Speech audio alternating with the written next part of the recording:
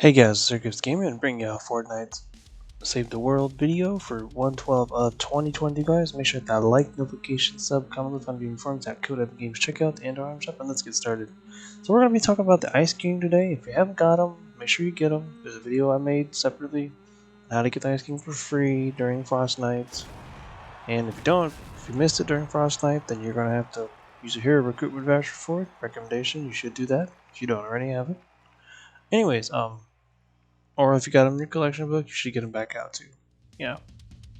Okay, anyways, on to the video. So Iceking perks. Iceking itself, if you add him as an add-on, he's only does 15% snared. But if you use him as your main, he freezes the enemies every 4 seconds, and each enemy can only be frozen 15 seconds at a time. But there's a lot of enemies if you're doing AFK missions in a box. But there's a lot of ways to do AFK missions. I mean, I use the same one. I do the ones that actually I know that work. If you know how to use them and how to use the heroes and what perks and traps. So, anyways, we'll be talking about the AFK missions and traps for it, and then other stuff that you could use to help with your AFK missions. So on to the next part. So, I recommend the recycling perk. If you haven't used it, it's a good perk for recycling mats. Basically, the more mats you upgrade and build, you get a certain percentage of it back over time. You can read more about it on there. It's on the screen. It does tell you there. Alright, anyways. First two, you need 2 constructor loadouts, or 2 constructors in your loadout, sorry. I recommend Base Kyle. He's the first hero you get in the game at the beginning of the game. If you didn't delete them already. And then Power-Based KNOX is a recommendation you should get at the beginning of the game too. He's a good hero. I will be doing another video too. He isn't in this week's item shop, by the way, too. You can get him for 1,000 gold, which is pretty cheap. It's cheaper than manuals and Flux. But yeah. Okay, anyways. Get him, he's good. I have two separate videos for Power Base and Base in the video link description down below. If you want to watch those, by the way. Alright. And the other 3 spots are optional, whatever you want to put. I put these because they're all constructor loadouts, and constructors will work good with the loadout. If you have them, you can get them. It's Hotfix Hazard, he's a good hero. He's a regular hero, he's not a special event hero, so just a heads up. Building increases building repair speed with 10% and 30 is the main. Next off, we got Mega Base Kyle. Everybody wants him because he's mythic, but he ain't that great. Just to let you know, he's good for certain things, depending on what you're doing. If you're doing 4 Atlas missions, it's a very good hero to have in your loadout for connectivity. If you have this in your loadout, you can actually cover up a whole Atlas by yourself, and maybe 2, depending on how close they are. Anyways, and then we have Machinist Harper. Machinist Harper gives you trap durability increase by 17.5% in your loadout and 52.5 as your main. She's easy to get too, not too hard to get. If you got all the other hero packs, you actually got a version of Machinist Harper too. Anyways, gadgets recommendation: slow field. I recommend the slow field. It slows the enemies down, basically to waste more time for the mission to finish up quicker, and then them attacking the walls quicker too. I recommend banner if you haven't got it leveled up all the way. It's a very good item to have too. So as you can see, you drop a banner. It heals the player's buildings up to 250% for 45 seconds and a 1-tile radius. The only bad thing with the banner is you need to place it before you start the mission. Like right if you shoot the mission down and then you place it, you'll get the building buff. But if you do it after they're in the box, it'll kill some of the zombies. Just to let you know. So don't do that because they added a shockwave where it shocks the zombies. And then it creates a spawn point too, by the way, too. If you have it leveled up all the way to 6, of course. I don't remember what levels the other ones have in particular, but But yeah, get it to level 6 if you haven't got it. If not, it's not a big deal. You can just run back to the data, you know. But, some other things we can talk about here, and I was thinking. Okay, so my opinion, Iceking and Power Base are good in AFK missions, depending on how you build it and what the modifiers are. The modifiers are bad. Like, I wouldn't even touch it. You would have to have a Power Base and Iceking, and maybe a fixed hazard if it was a really bad one. It always helps though. Everyone has one of those types that has the loadout for that, because it helps with the builds. Anyways, AFK missions, I recommend power-based KNOX. Most people like Iceking, but nobody knows what to do when shit hits the fan. Power-based. Go with power-based all the time. That's my opinion. Someone else might tell you different. But Iceking is glitch, kind of. So that's why he works better right now. But power-based is more reliable, in my opinion. If you know how to combine with the slow field and banner, right? Depending on the rolls on your traps.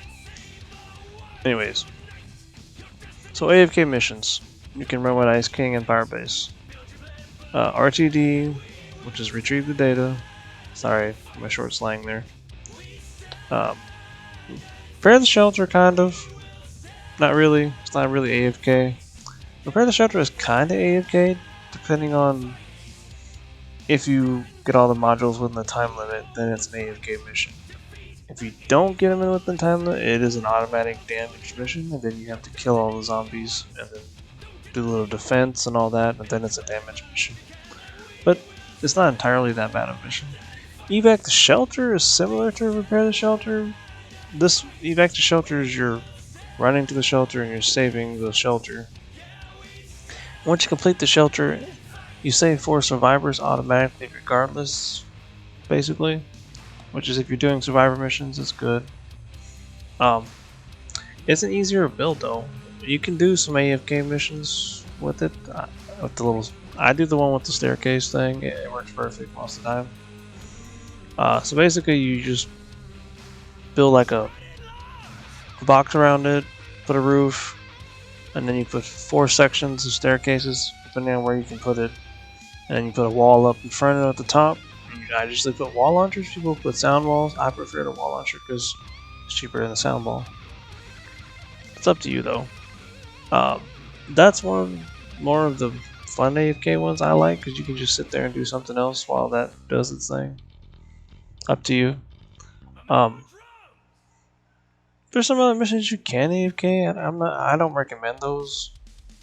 You can AFK 4 Atlas missions if you know how to build them. It's really easy. I've done a build on it.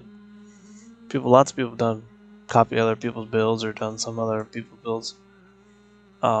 Those are fun if you know how to do it. It's not hard. It is hard, but you gotta have your heroes leveled up, your traps, and all that stuff. So anyways, let's go on with the traps. Most people use...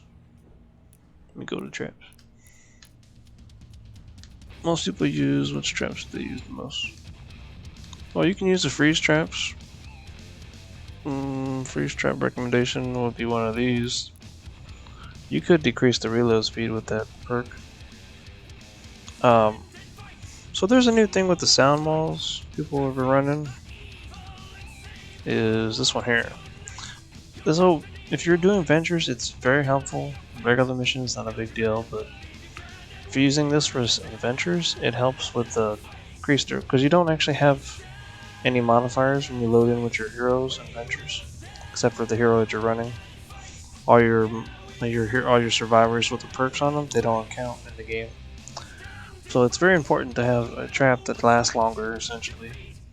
Just so yeah, you can see this one has 64 durability compared to my 54 one. It's only a little bit more difference, essentially, as you can tell. Even though they have these, oh no, actually I took off the reload speed actually on this one. But anyways, it gives you extra 10 durability, as you can tell. The extra 10 does help, and the lower reload speed, that means the longer it lasts. for if you're doing retrieve the data, which it helps a lot.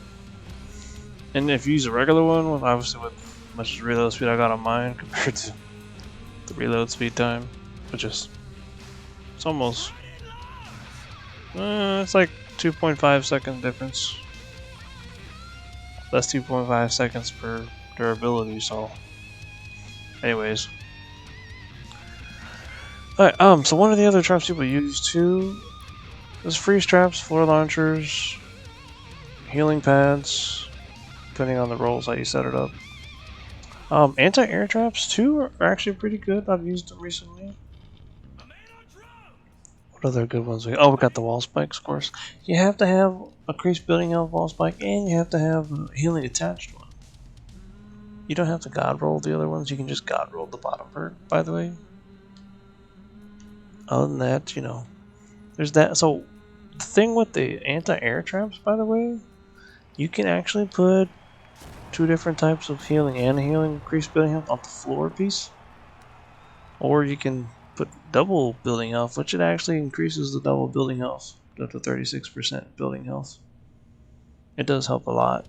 So I usually put this inside the Atlas mission right on the floor, and it's always good to have a ceiling electric field or any trap that has a ceiling trap that has a healing attached at the bottom. You can place that under the floor too, which increases them repairing the floor, essentially, kind of like a fire base perk. Yeah, so it's a lot of different things you could do.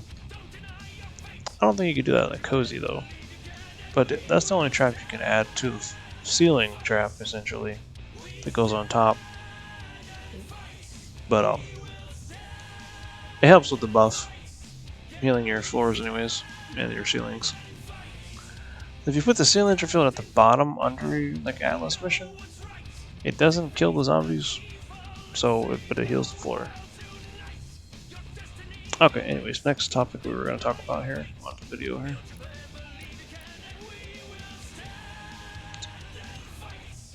Okay, as I said earlier, 2 main people. I think I actually covered that already, or didn't I? I might have covered that actually. If I did, just skip that part. Oh yeah, I did go over that actually. I went backwards on my lister. I made a list of things I need to talk about. I think I actually went over everything I needed actually. Oh, okay, yeah, that's pretty much it then. Yeah. Anyways, hopefully you found this video informative. Leave a comment down below if you have any questions or anything you would like to say. Greatly appreciate that feedback. Yeah. So that's Iceking in a wrap. Hopefully that was informative. Anyways, if you found the video informative, that code Epic Games Checkout and our item shop. And we'll see you on the next video update. Have a good rest of your day. We'll see you guys later.